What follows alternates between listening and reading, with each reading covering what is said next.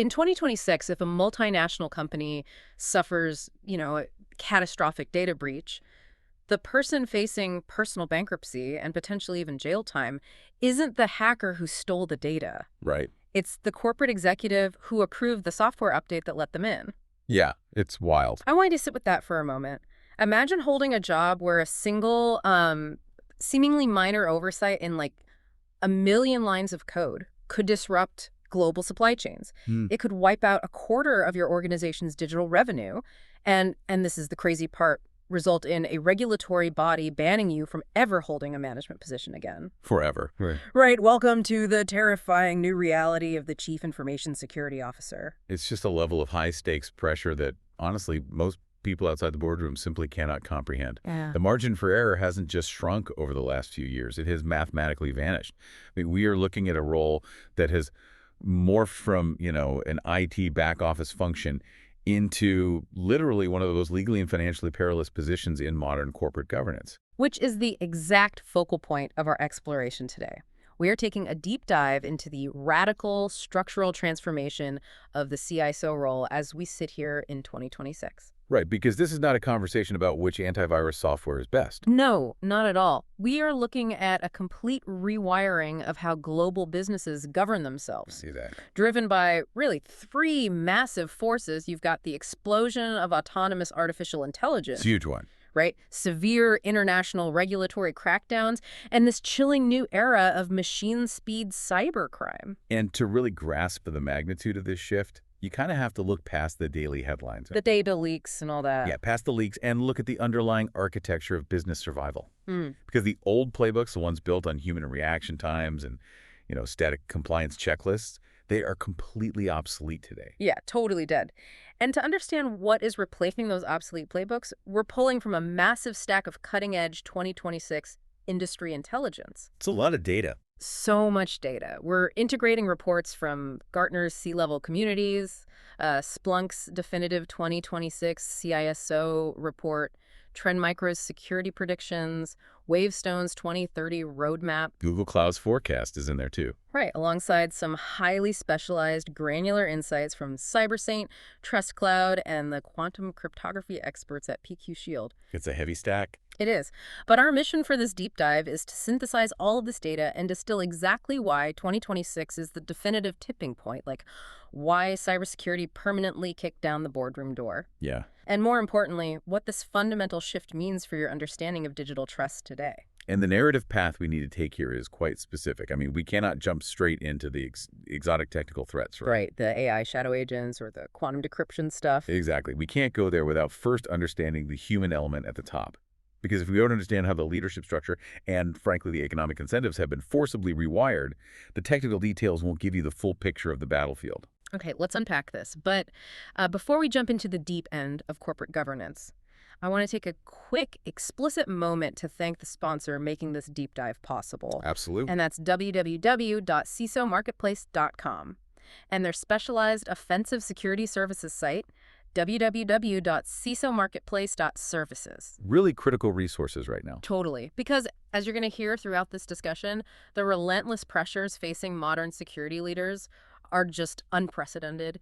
You cannot wait for an attacker to tell you where your weak spots are. No, that's a recipe for disaster. Exactly. Platforms like CISO Marketplace and their offensive security services are exactly what mature organizations are desperately utilizing right now. To aggressively test and fortify those defenses. Right. Before real threat actors do, it's all about proactive survival. So a huge thank you to them for supporting this exploration. And, that concept of proactive offensive testing is actually the perfect bridge into our first major theme. Well, historically, the CISO wasn't empowered to be proactive. They were structurally trapped in a reactive posture. Oh, right. We really have to start by looking at the historical misplacement of the CISO within the corporate hierarchy and why that placement created this massive systemic vulnerability. Let's talk about that historical misplacement, because for decades, the standard operating procedure at almost every major corporation was to place the Chief Information Security Officer underneath the Chief Information Officer. The CIO, yeah. Or sometimes the CTO. And the logic, from a board's perspective, seemed pretty straightforward at the time. They thought, well, security is a computer problem. Right. The CIO is in charge of the computers, therefore, put the security person under the computer person. And that logic makes superficial sense until you actually examine the underlying incentive structures of those two They're roles. completely at odds. Completely. I mean, a CIO is fundamentally incentivized by speed, right? System uptime, Mhm. seamless user experience, IT efficiency. Keeping the lights on and the money flowing. Exactly. Their performance bonuses, their board evaluations, they're all tied to ensuring the business runs fast, that new applications launch on time, and that technological friction is minimized. They are the engine of digital delivery. And the CISO is basically the brakes. That's a highly accurate way to frame it. The CISO is tasked with identifying and mitigating risk. And, mitigating risk almost always requires introducing friction. Right, like taking systems offline. Yes, taking critical systems offline for emergency patching, or implementing complex access controls that annoy users and slow down workflows. Or asking for a massive chunk of the IT budget. Exactly, which directly conflicts with the CIO's goal of rolling out a new revenue-generating platform. So you basically have this massive baked-in conflict of interest from day one. A catastrophic one. When the CISO reports to the CIO, the reality of cyber risk gets filtered. It gets massaged and reshaped to fit a delivery narrative. Give me an example of how that plays out. Okay, let's walk through a very common historical scenario. Imagine a CISO comes to the CIO on a Thursday and says, we just found a critical vulnerability in the code for the new flagship mobile app. We need to delay the global launch by 3 weeks to rewrite the authentication protocols. Oh, the CIO would hate that. Right. Because the CIO's end-of-year bonus and the company's quarterly earnings guidance are entirely dependent on launching that app on Monday. So what happens? You can guess which priority historically won out. The launch happens on Monday. The vulnerability gets documented in some internal spreadsheet as an, quote, acceptable business risk. Oh, man. And the CISO is told to quietly figure out a workaround that doesn't disrupt the user experience. And then what? 6 months later, the company loses the personal data of 40 million customers through that exact vulnerability. Exactly. And this is the good news. Looking at the INS and Article Search 2026 benchmark report from our stack of sources, the toxic dynamic is finally fracturing. Yeah. The data shows that nearly 46% of CISOs at large enterprises now hold true executive-level titles, like Senior Vice President or Executive Vice President. Wow, almost half. Yeah. They are no longer glorified IT directors buried 3 levels down the org chart. Okay, but let's pause on that 46% metric for a second because, a title bump can just be corporate vanity. Sure. Is this just HR handing out fancy titles to retain talent, or is the actual chain of command changing?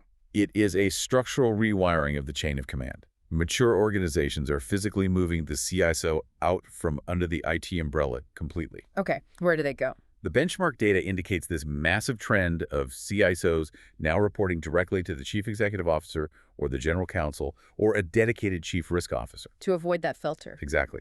The purpose of this shift is to ensure that when the CISO raises a red flag, that flag isn't filtered by someone whose bonus depends on ignoring it. The risk assessment goes straight to the people who hold ultimate legal and financial accountability for the entire business. And the sources highlight a really specific, almost shocking detail about this new authority. The modern 2026 CISO now wields explicit veto and approval powers. Which is huge. It is. We aren't just talking about advising the board on best practices anymore.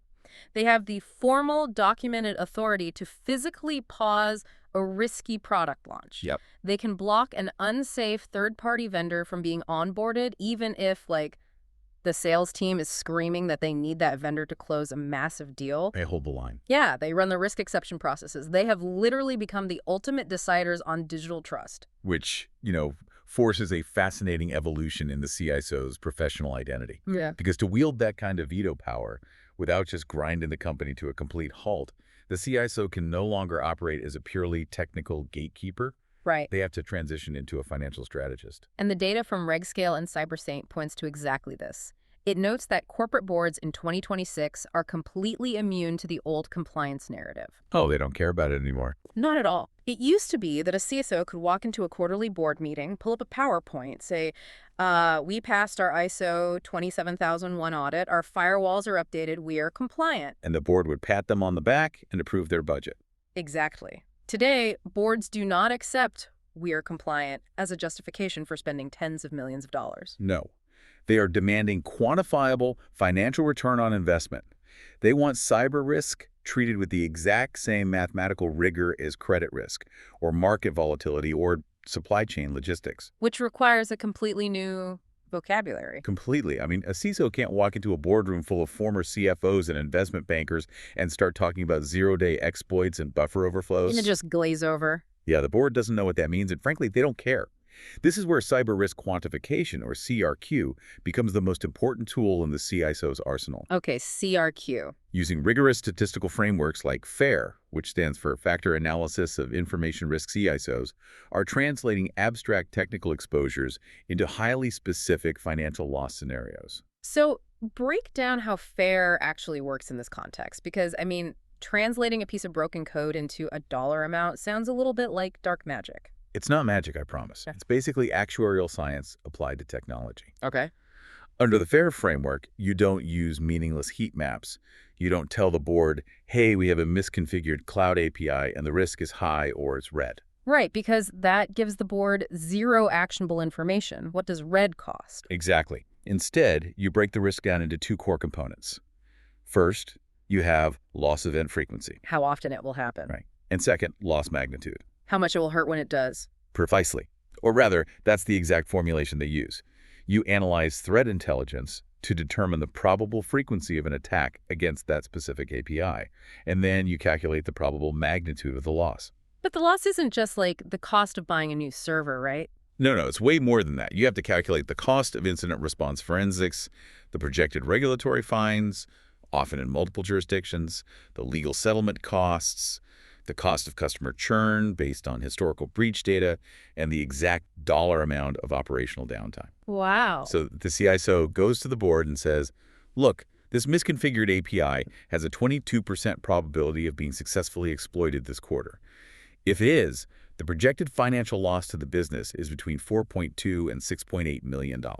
That completely changes the conversation. It really does. Because now the board is looking at a specific financial exposure. And if the CISO says, hey, it will cost us $500,000 to implement a new architectural defense to close that API vulnerability, the board can instantly see the ROI. Exactly. Spending $500,000 to mitigate a highly probable $6 million loss is just a standard business decision at that point. And this actuarial approach ties directly into a critical strategic concept the sources emphasize, the minimum viable business, or MVB. Yes, this is crucial. I found this concept fascinating when I was reading the reports.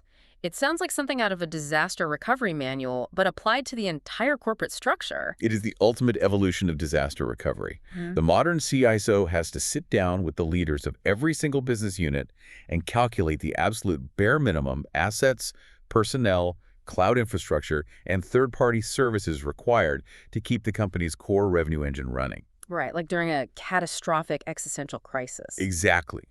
What is the skeleton crew of systems needed to just keep the lights on and money coming in? That is your minimum viable business. Yeah. And the CISO must know the exact financial cost to the company for every single hour operations deviate from that MVB baseline. Okay, hold on. Let me challenge the reality of pulling this off. Yeah. If the CISO is acting as a risk economist, right, assigning dollar values to theoretical cyber risks that haven't actually materialized yet, how is that not just educated guessing dressed up in fancy spreadsheet formulas? That's a fair question. Especially in 2026, where a new AI exploit is literally invented every morning. How do you accurately predict the financial magnitude of a threat you didn't even know existed yesterday? That is the core challenge. And it's exactly why static spreadsheets and simple formulas fail completely in 2026. The CyberSaint data explicitly addresses this. What do they say? They note that the industry focus has shifted from risk prediction to decision intelligence. You don't try to guess the future with a single static number. You use dynamic modeling, specifically Monte Carlo simulations. Okay, so you're talking about the statistical modeling technique, not the casino in Monaco. Correct. The technique, which was actually originally developed for nuclear physics, is now the standard for cyber risk. Because there are just too many variables. Exactly. Attacker motivation, zero-day capabilities, employee susceptibility to phishing, shifting regulatory fines. You cannot produce one accurate number. Right. Instead, risk quantification software runs tens of thousands of automated, simulated scenarios of a specific attack path. And in each simulation, The software randomly varies the inputs based on known probability distributions. So it simulates the attack like 10,000 times, tweaking the variables slightly every time to see all the possible outcomes? Yep. And what you get at the end isn't a single guess. It's a bell curve. Okay. It's a probability distribution of financial impact. Yeah. So it allows the CSO to say, we have an 80% confidence level that a ransomware event on our logistics network will cost between $15 and $20 million, and a 5% tail risk chance it will cost over $50 million. That's incredible. It provides the board with a common economic language. They can finally weigh the cost of upgrading to a new defensive AI platform equally against the financial risks of, say, building a new physical factory in a volatile region or acquiring a competitor. Cyber risk is finally speaking the language of capital allocation, and they desperately need to speak that language flawlessly. Because this newfound executive power and boardroom access, it isn't just about the CISO gaining corporate prestige. Not at all. It is a terrifying legal necessity. Which brings us to the next major pillar of our deep dive, the regulatory environment. Because with this new executive power comes a level of personal legal liability that is genuinely keeping corporate officers awake at night. Yeah, we are looking at a global regulatory tsunami. It really is. It's a complete paradigm shift in the concept of accountability. Yeah. To truly understand the pressure cooker of 2026, you have to understand that the historical house guest approach to regulatory compliance is dead. The house guest approach. I love how the Wavestone source framed this as the perfect metaphor. It's so accurate. Think about when you have your in-laws coming over for dinner. Right. Your house is a mess, so 2 hours before they arrive, you frantically shove all the clutter into the hall closet, you vacuum the living room, you wipe down the counters, and you make it look immaculate. And then the in-laws arrive, they think you live in a pristine environment. And the absolute moment they pull out of the driveway, the house instantly reverts to chaos. That is exactly how multinational corporations treated cybersecurity audits for the last 2 decades. It really was. It was a point-in-time exercise. Mhm. A company would know the auditors were arriving in November, so in October, there would be this massive frantic panic. IT working all weekend. Oh, yeah. Huh. The IT teams would work weekends to patch outdated servers, clean up Active Directory logs, enforce mandatory password resets, and write policy documents that, let's be honest, no one actually followed. Right, and then the auditor would arrive, look at the freshly cleaned environment, hand over the compliance certificate. And the moment the auditor left, the company would slide right back into bad habits. The firewalls would become misconfigured, the patches would be ignored, and the risk would skyrocket again. But the regulators finally caught on to the trick. The sources emphasize that in 2026, point-in-time compliance is legally insufficient.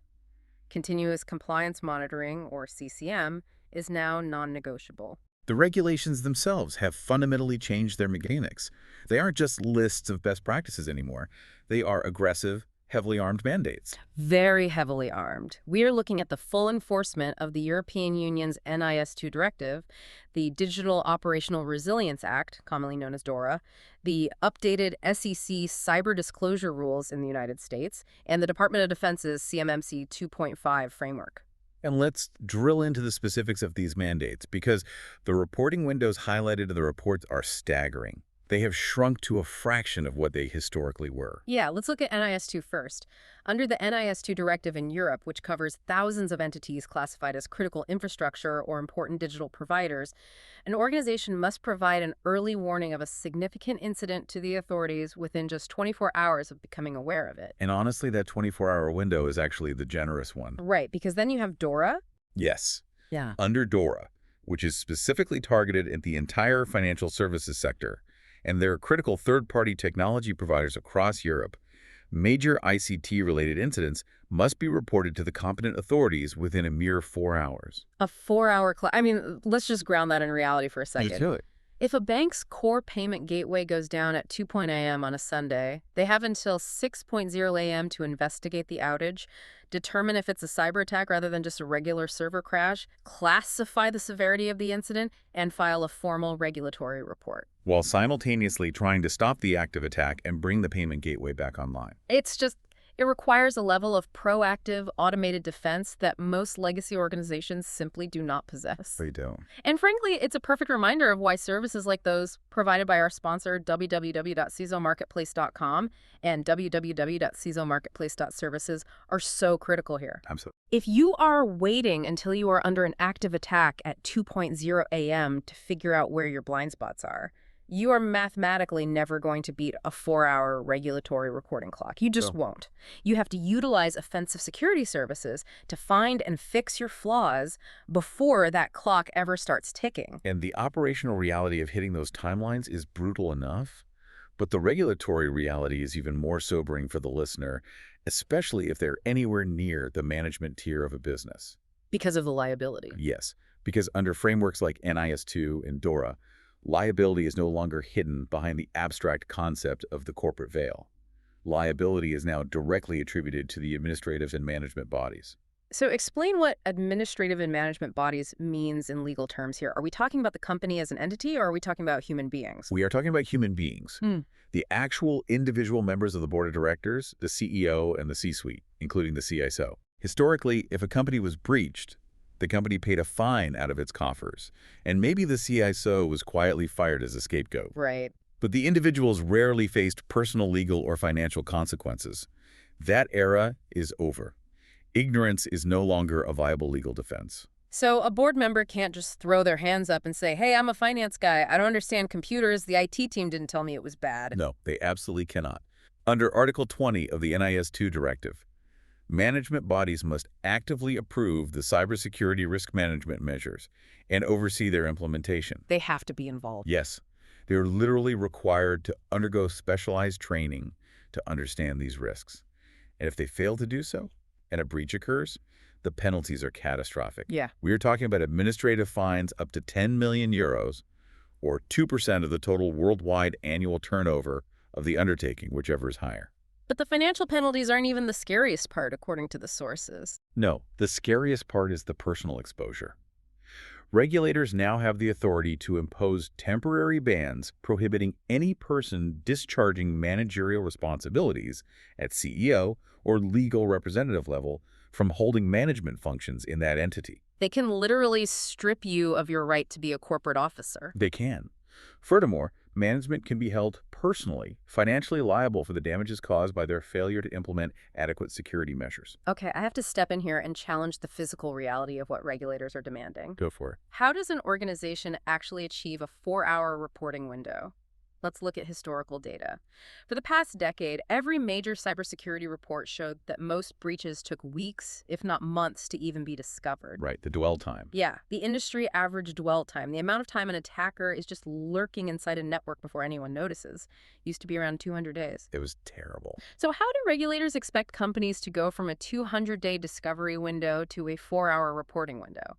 It sounds physically impossible. It is physically impossible for human beings. That is the hard truth the industry has had to swallow. You cannot rely on a human analyst to notice an anomalous log entry, manually investigate the IP address, realize it's part of a coordinated major incident, draft a legally compliant regulatory report, and submit it within 4 hours. Right. By the time the analyst gets their morning coffee, opens the dashboard, and realizes something is wrong, the 4 hours are already gone. Exactly. Which is exactly why compliance has been forced to fully merge with real-time operations. To meet these mandates, human discovery is being removed from the critical path entirely. Okay, so what's replacing them?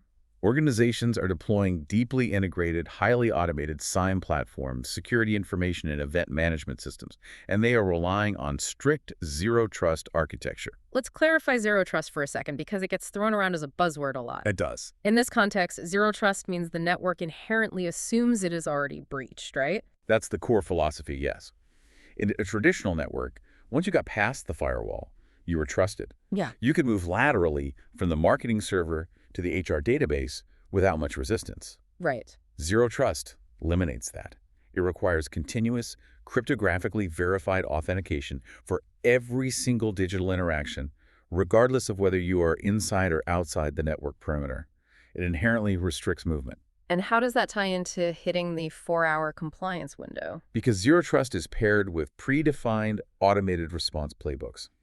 When an anomaly is detected, say, a user account in London suddenly tries to download a terabyte of encrypted data from a server in Tokyo at 3:00 a.m., human doesn't get an alert to go check on it. Because that's too slow. Exactly. The automated playbook triggers in milliseconds. It instantly revokes the user's access, isolates the affected server from the rest of the network, initiates forensic memory dumps, and autonomously generates the baseline incident data required for the regulatory report. The system contains the threat and starts the compliance paperwork before a human even knows an attack occurred. Which brings us perfectly into our next major theme. Because the only way to meet these impossible regulatory speeds, and the only way to defend the core revenue engine of that minimum viable business we discussed, is to fully understand the nature of the threat landscape in 2026. Right, because regulators aren't the only ones operating at impossible speed. They aren't. We have to talk about agentic artificial intelligence and the brutal reality of machine speed warfare. The AI battlefield is where all of these structural changes and regulatory pressures are being put to the ultimate existential test. If we analyze Trend Micro's 2026 security predictions, they outline a fundamental, terrifying collapse in the economic model of cybercrime. Explain that collapse, because in the past, launching a highly sophisticated targeted cyber attack was incredibly expensive, right? Oh, massively expensive. It required a team of highly skilled human hackers. You needed specialists to do the reconnaissance. You needed malware authors to write custom code to bypass specific antiviruses. You needed operators to manually navigate the compromised network once they got... And you needed negotiators for the extortion phase if it was ransomware. Exactly. It was labor-intensive, and therefore, it was mostly reserved for high-value targets. Right. But now... But the proliferation of agentic AI has driven the cost of launching a highly sophisticated attack down to near zero. We are no longer dealing with human hackers typing commands into a terminal. Today, threat actors are deploying autonomous AI agents capable of executing the entire end-to-end attack chain without any human intervention. Walk us through what an AI-driven attack chain actually looks like in practice. Like, how does an AI agent actually infiltrate a network from start to finish? Well, the attacker gives the AI agent a high-level goal. They say, infiltrate the supply chain network of this specific automotive manufacturer, locate their proprietary electric battery schematics, exfiltrate the data, and deploy ransomware to cover your tracks. And then the AI just does it. The AI agent goes to work. It autonomously scans millions of public internet-facing assets to find a vulnerability. It conducts highly personalized spear phishing campaigns against the manufacturer's employees, using generative AI to perfectly mimic the writing style of the CEO. It doesn't even need a human to write the phishing emails. No, and can send tens of thousands of them, perfectly tailored to each recipient, in seconds. That's terrifying. It is. And once the AI finds a way in, perhaps a single employee clicks a link and compromises their credentials, the AI agent moves laterally through the network. If it encounters a security tool that recognizes it's malware, the AI agent uses large language models to autonomously rewrite its own malicious code on the fly. It changes its signature to evade detection. Exactly. It locates the schematics, encrypts the network, and executes the extortion protocols. It does not sleep, it does not take breaks, and it operates at a mathematical scale that human defenders simply cannot comprehend. It just creates this terrifying asymmetry on the battlefield. Because the attacker's AI only has to find one tiny vulnerability, one misconfigured firewall rule out of a million, and it can exploit it in milliseconds. Meanwhile, the defender's human IT team is trying to manually patch millions of lines of code across thousands of servers. Humans can't win that race. They absolutely cannot. But, the external AI threat is only half the equation. Plus the other half. The sources, particularly the Splunk and Google Cloud reports, point out a massive internal crisis that is equally dangerous. We used to worry about shadow IT. Right, shadow IT. That was when, the marketing department got tired of waiting for the IT team to approve a new software tool, so they just secretly bought a cloud subscription on a corporate credit card and started uploading company data to it without any security oversight. That was bad enough. But in 2026, shadow IT has evolved into shadow agents. Oh, boy. And this is a critical systemic vulnerability. Employees across the entire enterprise are deploying their own autonomous AI agents to do their daily work. Right. The financial analyst has an AI agent scraping market data and writing reports. The HR department has an AI agent sorting through resumes and interacting with candidates. The software engineers are using AI agents to write and deploy code. And these agents are interacting directly with the company's core systems. They're accessing sensitive databases and making decisions. But they are doing it without any central oversight from the CISO's security team. This explosion of shadow agents ties directly into a concept heavily emphasized in the 2026 data: non-human identities, or NHI. I want to focus on this because the Splink report highlights a startling statistic. In 2026, non-human identities, which includes service accounts, API keys, automated scripts, and these autonomous AI shadow agents, they vastly outnumber actual human identities in the corporate network. By a massive margin. We are talking about networks where there might be 10,000 human employees, but 250,000 active non-human identities. And the risk profile of an NHI is drastically different from a human. A human employee logs in at 9 a.m., accesses a few specific folders, and logs out at 5 p.m. Their behavior is relatively predictable. Right. But an API key or an AI agent often possesses highly elevated permanent access privileges. They can read and write to massive databases 24/7. And because they are non-human, organizations historically did a terrible job of monitoring them. They just set them and forget them. Exactly. They would create an API key, give it administrative rights, hard-code it into an application, and just forget about it for 5 years. Which makes them the ultimate target for attackers. Precisely the issue. If an external threat actor can compromise and hijack an internal AI agent's non-human identity, they essentially have the keys to the kingdom. They can use the AI agent's legitimate credentials to exfiltrate massive amounts of data, and the legacy security systems will just assume it's the marketing department's AI doing its normal daily tasks. So let me get this straight. If the external attackers are using autonomous AI, and our own employees are deploying rogue AI agents internally that vastly outnumber the humans, how on earth does the CISO fight to fight? Because as we established, you can't put a human analyst in front of a monitor to fight a machine that processes decisions in milliseconds. You have to fight machine speed warfare with machine speed defense. This realization has forced CISOs to completely dismantle the traditional Security Operations Center, the SOC. Because it's too slow. Right.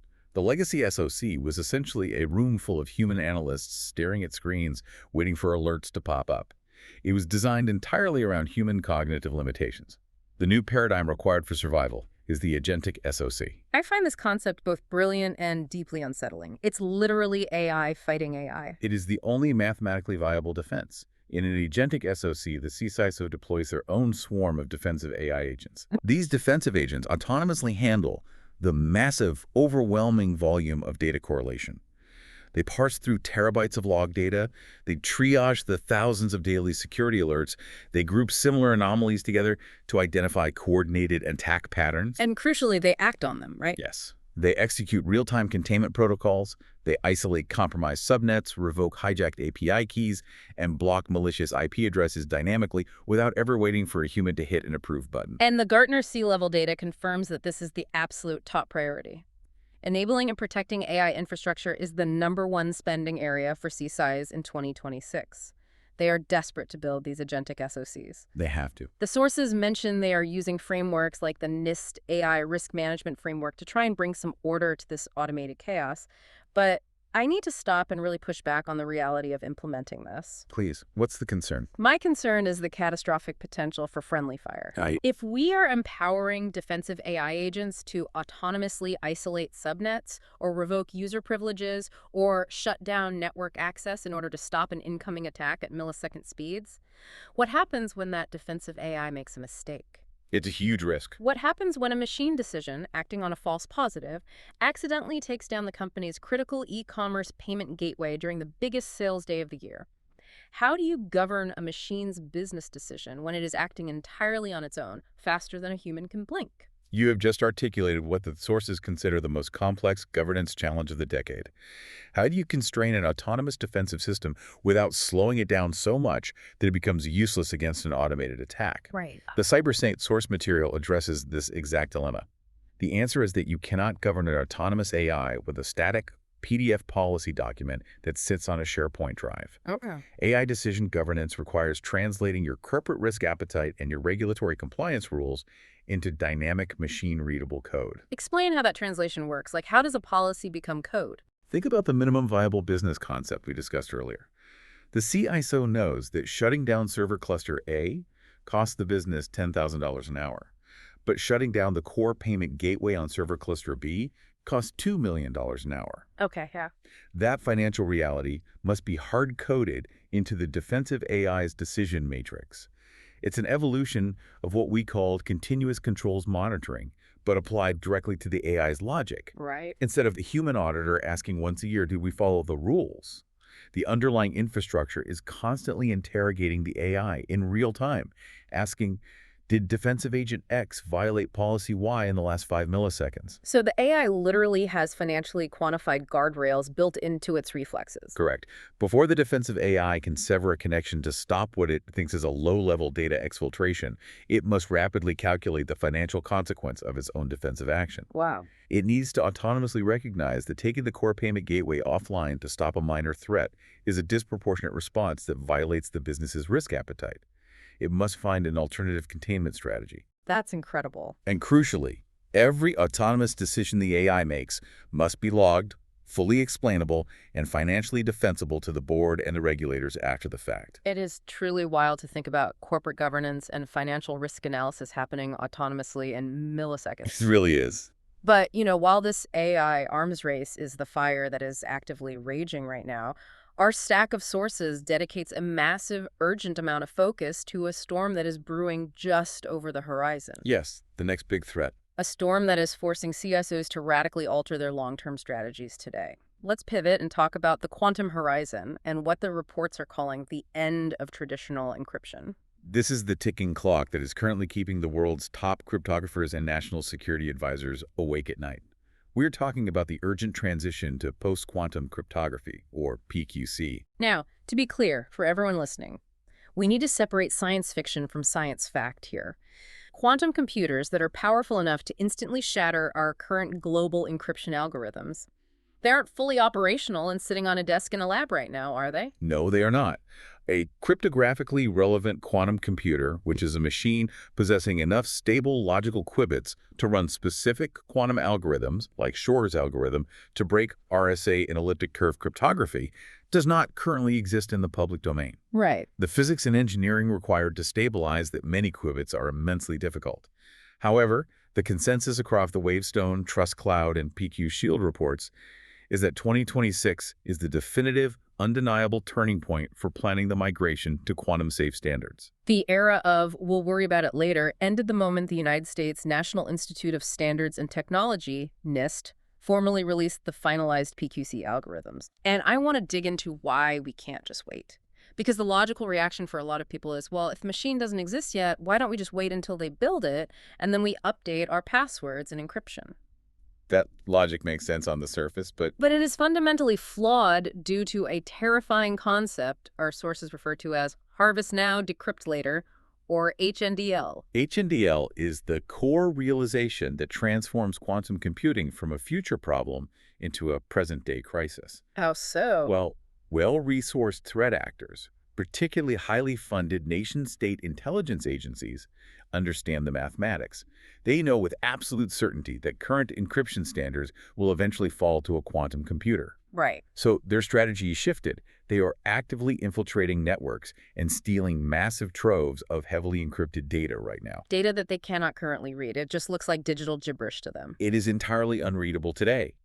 But they aren't trying to read it. They are exfiltrating petabytes of this encrypted gibberish and hoarding it in massive, secure data centers. Just sitting on it.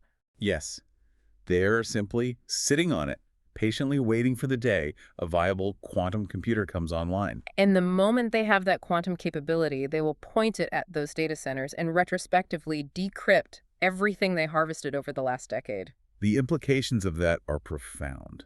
The core risk and PQ Shield sources point out a stark reality metric. Any encrypted data that has a required confidentiality shelf life of over 10 years is fundamentally at risk right now. Let's contextualize what kind of data has a 10-year shelf life, because this hits directly at the listener. We aren't just talking about your login password for a streaming service, which you can easily change. No, not at all. We are talking about data that cannot be changed. If you applied for a 30-year mortgage and transmitted your financial history, that data is harvested. If you submitted your DNA to a genealogy website, your genetic blueprint is harvested. Exactly. We are talking about classified military schematics for next-generation weapon systems, proprietary pharmaceutical formulas, long-term corporate merger strategies, and deeply sensitive electronic health records. If that data needs to remain secret in 2036, it is vulnerable to exposure today. Which is exactly why the migration to post-quantum cryptography cannot wait for the hardware to arrive. The foundational layer of digital trust is already bleeding. Right. And phase one of quantum readiness, as outlined in the strategic roadmaps we are analyzing, is focused entirely on discovery. Because you obviously can't protect what you don't know you have. It sounds simple, but it is an unbelievably monumental task. Organizations are currently undertaking massive, enterprise-wide engineering efforts to build what is called a cryptographic bill of materials, or a CBWOM. Explain what building a CBOM actually entails. Is it just like an IT guy walking around with a clipboard asking developers what encryption they used? Far from it. A CBOM requires deploying automated discovery tools to scan an organization's entire digital ecosystem. So scanning everything. Everything. They have to scan legacy operational technology running on outdated factory floors. They have to analyze cutting-edge microservices distributed across multiple cloud providers. And they have to dig into proprietary software where the original developers retired 20 years ago. Wow. The goal is to find exactly where vulnerable algorithms, like RSA 2048, are buried deep within the code base. It's an archaeological dig through decades of digital infrastructure to find the weak links. And as we discuss these massive technological undertakings, whether it's preparing for quantum decryption or deploying AI to fight shadow agents, I want to drop a quick, highly relevant reminder. Yes. Organizations listening to this cannot operate in a vacuum. You should absolutely be checking out the offensive security services at www.cisomarketplace.services and www.cisomarketplace.com. Definitely. You need platforms with deep expertise to validate your defenses, find where your vulnerable encryption is hiding, and aggressively test your incident response playbooks before these threats become front-page news. It's all about securing that expert validation. And, that concept of validation is particularly critical when you realize that the transition to PQC isn't just a corporate IT upgrade. It is escalated into a matter of global geopolitical dominance. Yeah, the PQ Shield source dives heavily into this geopolitical context, specifically analyzing President Trump's 2026 cyber strategy. And as we look at this, we are strictly analyzing the geopolitical data and structural shifts outlined in the report, maintaining an objective view of the strategic landscape. Right. And looking at the policy documents, the 2026 cyber strategy represents a significant, aggressive shift in national defense posture. How so? It explicitly treats the transition to post-quantum cryptography not merely as a defensive IT measure, but as a critical strategic tool for protecting national intellectual advantage against foreign adversaries. And the strategy implements incredibly strict, unforgiving federal deadlines, right? The NSM-10 mandate, for example, requires full federal and critical infrastructure PQC readiness by 2035, with stringent intermediate compliance deadlines hitting long before that. Exactly. Yeah. It's a highly aggressive approach designed to secure the domestic supply chain against the looming threat of foreign quantum decryption capabilities. Okay, let me use an analogy here to see if I have my head fully wrapped around the scale of this problem. Go for it.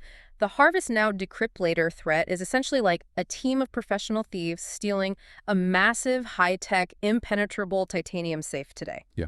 They know full well they won't invent the ultimate laser-cutting tool to open that safe for another 5 or maybe 10 years, but they seal it anyway, put it in a warehouse, and wait. Because once they invent the laser, everything inside the safe is theirs. Your analogy is completely accurate, and it highlights the operational nightmare the CISO faces. Because if my analogy holds up, then if I am a CISO staring at a recently completed cryptographic bill of materials and I'm looking at petabytes of vulnerable data spread across 10,000 servers, how on earth do I prioritize what to protect first with these new quantum-resistant algorithms? I obviously can't upgrade the entire global infrastructure of the company overnight. You are correct. A rip and replace of all cryptography across a global enterprise is physically and economically impossible. It would break thousands of legacy applications and cause catastrophic downtime. So what's the solution? That is why the CBOM discovery phase is immediately paired with a strategic framework called crypto agility. Crypto agility. Break down how that works in practice. CSOs use the data from the CBOM to aggressively triage and prioritize their data assets based on 2 factors: the data's long-term intellectual value and its regulatory requirements. Okay, so figure out what's most important first. Right. Once they know what must be protected immediately, they implement crypto agility frameworks. Essentially, this means re-architecting systems so that cryptographic algorithms are abstracted from the core application logic. What does that mean in plain English? The goal is to design systems where encryption algorithms can be easily swapped out or upgraded in the future without having to rewrite the entire application from scratch. Oh, so it's about making the locks modular. Exactly the concept. And in the short term, while the new NIST PQC algorithms are still being tested for edge case vulnerabilities, Organizations aren't just abandoning the old locks. They're deploying hybrid cryptographic layers. Hybrid layers. They are wrapping the data in both traditional encryption, like elliptic curve, and the new post-quantum algorithms simultaneously. So you put the new quantum-proof lock right over the top of the old lock, just in case the new lock turns out to have a hidden flaw. It's a belt and suspenders approach. It mathematically protects the high-value data against the harvest now threat today, while allowing for a much smoother iterative transition to a pure quantum-safe environment over the next decade as the technology and hardware mature. It is just a staggering multi-year undertaking. It really is. And looking at the totality of what we have discussed so far, AI agents automating highly sophisticated attacks at millisecond speeds, quantum computers threatening to eventually shatter the very foundation of global encryption, and regulatory clocks ticking down from 4 hours. It brings us to a sobering conclusion and our final segment. Yeah, it becomes mathematically and physically obvious that absolute prevention is impossible. Right. You cannot build a firewall high enough or smart enough to stop everything. The old castle and moat mentality of cybersecurity, the idea that you can build an impenetrable perimeter and keep the bad guys out forever, is definitively dead in 2026. Dead and buried. And this systemic realization forces the modern CISO to pivot their entire organizational culture toward a new North Star. Operational resilience and the human element. We mentioned it briefly during our discussion of the minimum viable business, but the new metric of success in the boardroom is a concept called clean room recovery. Yes, clean room recovery. Since everyone acknowledges that it is a matter of when, not if, a sophisticated attack bypasses the perimeter, the board is asking a different question. They don't ask, are we safe? They ask, how fast can we return the core business to normal operations after a catastrophic AI failure or a massive network-wide ransomware event? Resilience is entirely about how well an organization can absorb a kinetic digital punch and keep moving forward without collapsing. Right.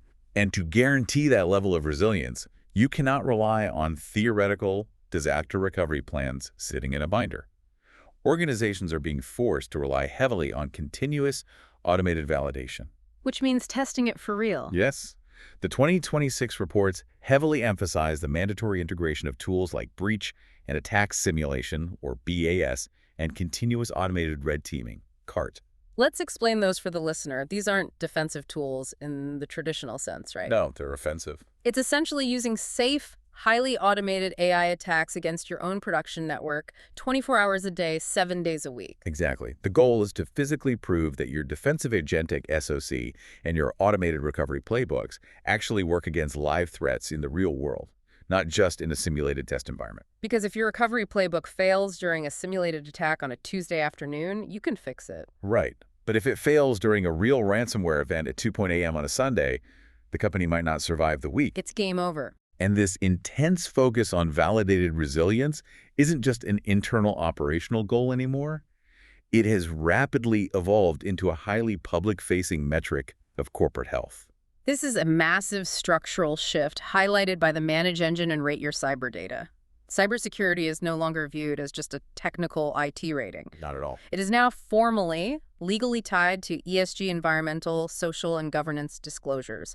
Major investors, sovereign wealth funds, and massive enterprise partners are looking at a company's cyber maturity and resilience as a core non-negotiable component of its corporate governance and social responsibility posture. Because if you cannot protect customer data, you lack basic corporate governance. Plain and simple. And this convergence of cybersecurity with ESG brings a massive headache front and center for the CISO. Supply chain risk management, or SCRM. Oh, yeah. Large enterprises have finally woken up to the reality that their billion-dollar security posture is mathematically only as strong as their weakest third-party vendor. The interconnectedness of the modern digital supply chain is genuinely terrifying. I mean, we aren't just talking about major software vendors. No. A small 12-person HVAC maintenance vendor or a regional logistics partner with a weak password and an unpatched router can be the initial entry point for an autonomous global ransomware campaign that eventually takes down a Fortune 500 company's core manufacturing floor. Which is exactly why the legacy approach to vendor risk management is dead. The era of sending a 100-question Excel spreadsheet to a vendor once a year, asking them to self-certify that they have good antivirus, it's over. Nobody believes the spreadsheets anymore? No. In 2026, continuous signal monitoring of third parties is the required standard. Enterprises are using automated platforms to constantly scan the external digital footprint of every single vendor in their supply chain. They're looking for exposed credentials on the dark web, unpatched vulnerabilities on the vendor's public servers, and signs of compromised email domains. And if a vendor's real-time risk score drops below an acceptable threshold, the enterprise's zero-trust architecture automatically throttles or completely severs that vendor's access to the enterprise network until the issue is resolved. It's ruthless automated self-preservation. It has to be. But amidst all of this incredible automation, the agentic SOCs fighting millisecond wars, the continuous compliance monitors, the automated supply chain throttling, the sources make a final point that feels incredibly poignant and deeply human. Yeah, this is important. Despite the rise of the machines, the human firewall remains both the organization's most critical asset and its most devastating vulnerability. Because technology, no matter how advanced, can only do so much. At the end of the day, human behavior, human psychology, and human decision-making dictate the true security culture of an organization. And right now, the data shows that the humans are suffering immensely. I want to highlight a highly specific, troubling detail from the Splunk report. 2/3 of security team professionals are reporting severe clinical burnout. 2/3. It's an epidemic. The cognitive load of defending against continuous automated attacks is quite literally breaking them.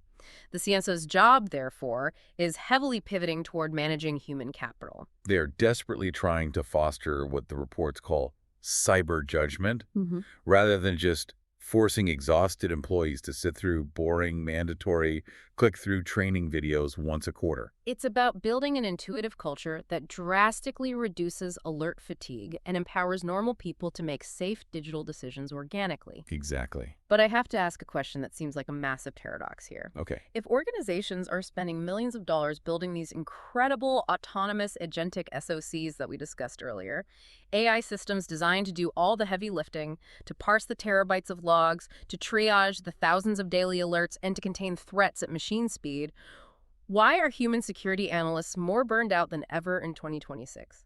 Logically, shouldn't the AI be making their lives significantly easier and less stressful? It is a fascinating paradox, Yeah. but it makes brutal sense when you connect the dots of the modern battlefield. Yes, the defensive AI is handling the low-level, repetitive, mundane tasks. It is filtering out the noise. Right. But you must remember the threat landscape we outlined earlier. AI is also being leveraged exponentially by the attackers, which means the absolute volume of incoming attacks, alerts, and complex multi-stage events has increased by orders of magnitude. So the pie didn't just get sliced differently. The pie got massively, astronomically bigger. Exactly the issue. The defensive AI filters out 99.9% of that massive pie. But think about what actually makes it through the filter to land on the human analyst's desk. Really bad stuff. It is no longer a simple, easily identifiable phishing email or a basic malware signature. The AI handled all of those. What lands on the human's desk is exclusively the highly complex, unprecedented, edge case, high-stakes anomalies that the AI's logic engine couldn't resolve with absolute mathematical certainty. Oh man, so the AI basically walks up to the human analyst, hands them a highly complex, explosive device, and says, I don't know which wire to cut to stop this from destroying the data center. You have 30 seconds to figure it out. That is the daily reality of the 2026 analyst. The stakes for human intervention have never been higher.